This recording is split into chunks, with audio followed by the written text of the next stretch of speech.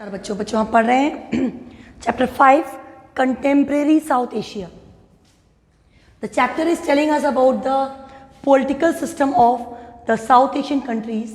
जो countries south Asia में रहती हैं, उस एरिया में हैं, तो उन पर्टिकुलर कंट्रीज़ के पॉलिटिकल सिस्टम को हम स्टडी कर रहे हैं. In the previous part, we have seen how many countries are there in the South Asia, and apart from that, we have seen that the various countries are having the various political system. Her country का अलग अलग political system होता है जिसके according वो country जो होती है वो रन करती है. सो अगर हम वेरियस पॉलिटिकल सिस्टम की बात करते हैं, so we can find like monarchy is there, democracy is there, military rule can also be seen there, as we have seen in the case of Pakistan, जहाँ पे military rule भी हुआ और democracy establish होने के लिए, restore होने के लिए कई सारे रिवोल्ट भी हुए. But things were changing, incidents were changing, and then we have seen the incident of making Bangladesh. कि बांग्लादेश कैसे बना था. Bangladesh means like the country which was made after the war between India and Pakistan. 1971 Indo Pak war के बाद बांग्लादेश का जो था वो बना. Bangladesh got the freedom because there was a clash between the East Pakistan and the West Pakistan. तो बांग्लादेश क्या था? That was the part of East Pakistan. So it was dominated by the West Pakistan and the language Urdu was imposed. That's why people started migrating to India. India supported the people. That's why this was the big reason for the clash between the India and Pakistan. So there was a war, and after war Bangladesh got the freedom in 1971. Today we will see the story of Nepal, our neighboring country.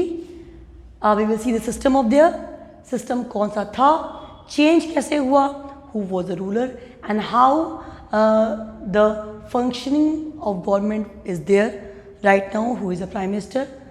So everything we will see in this today's topic of Nepal. So just see on the blackboard, today we are going to start the new topic of chapter 5, contemporary South Asia, Nepal.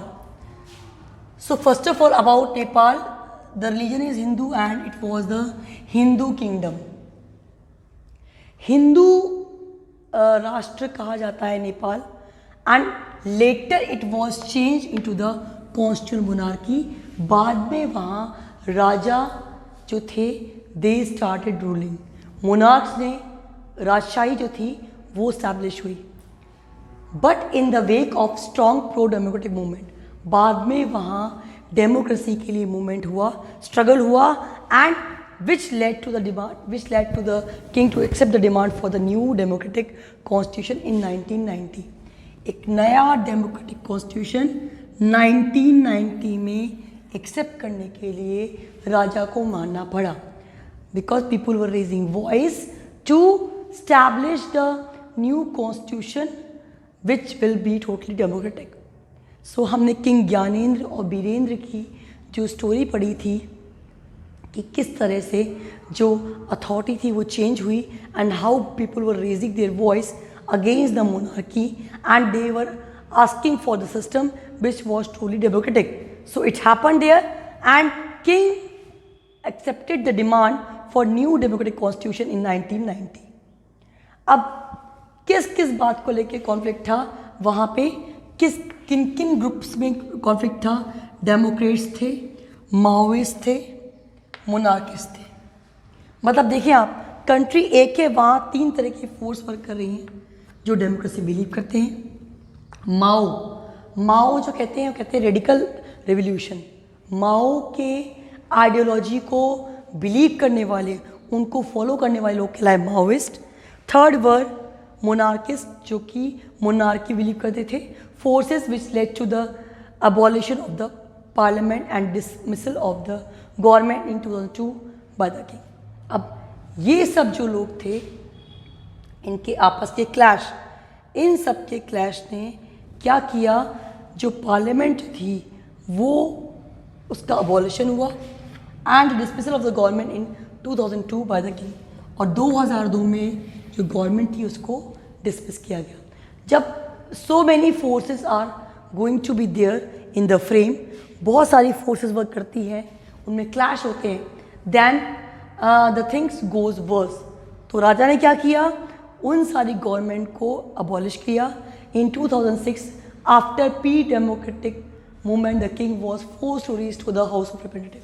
जब राजा ने उस parliament को dissolve कर दिया, उसके बाद the people those who wanted to restore democracy against raise their voice to establish or restore democracy.